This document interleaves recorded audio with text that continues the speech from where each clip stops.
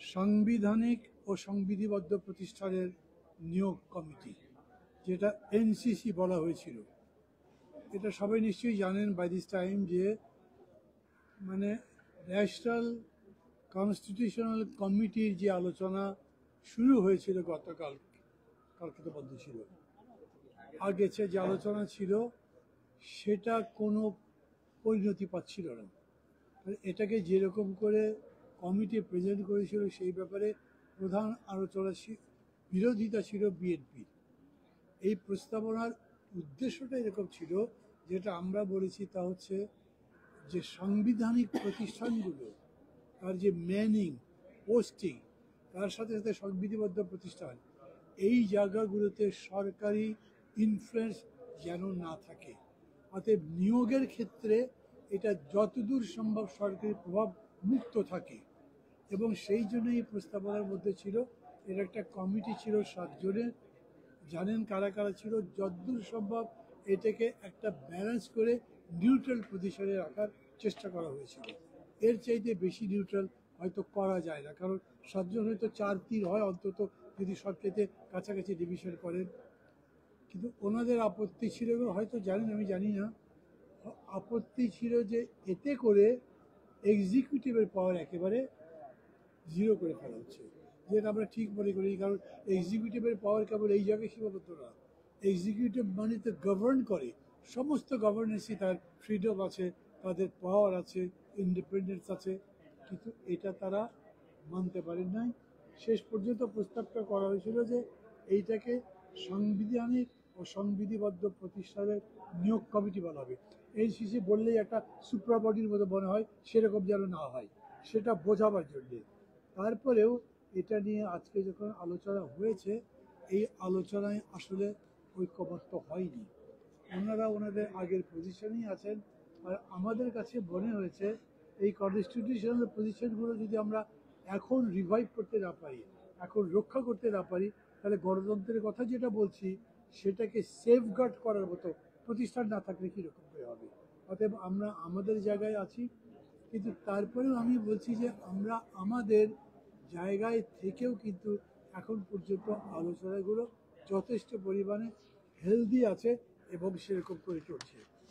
দ্বিতীয় বিষয়টা ছিল দ্বিকক্ষ বিশিষ্ট পার্লামেন্ট।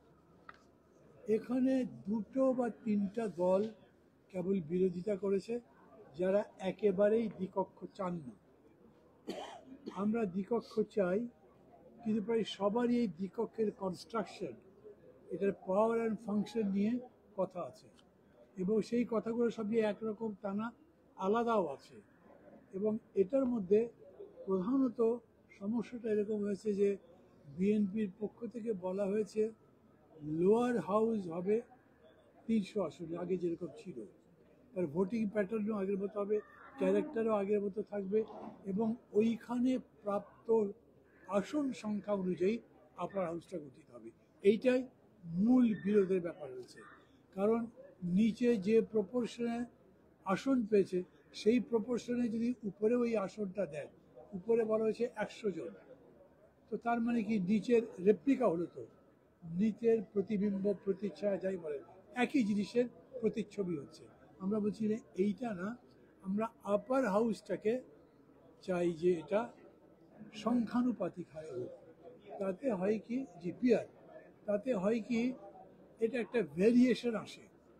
এমন নয় যে এতে মেজরিটি পার্টি যারা সরকার গঠন করবে তাদের সম্পূর্ণ কর্তৃত্ব নষ্ট হয়, কিন্তু এমন হতে পারে যে ব্যালেন্সের জন্য তাদেরকে অন্যদের দরকার হতে পারে।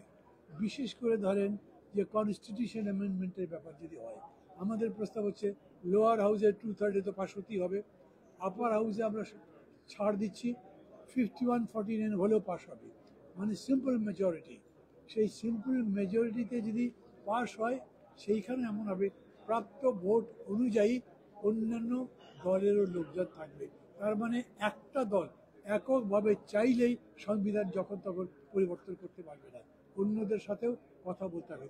আমাদের কাছে বিষয়টা খুব মৌলিক মনে হয় যে আমরা সব, বিশেষ করে কনস্টিটিউশন, যুদ্ধ অবস্থা বা এরকম বিশেষ বিশেষ পরিস্থিতি যদি আমরা সম্পূর্ণ কর্তৃত্ব একটা দলের উপর দিয়ে দিই, তাহলে এগেইন ওই দলের স্বেচ্ছাচারী একনায়ক হবার একটা প্রবণতা তৈরি হয়। অতএব এটাও আমরা বিরোধিতা করেছি, আমরা বলেছি না এটা ঠিকঠাক।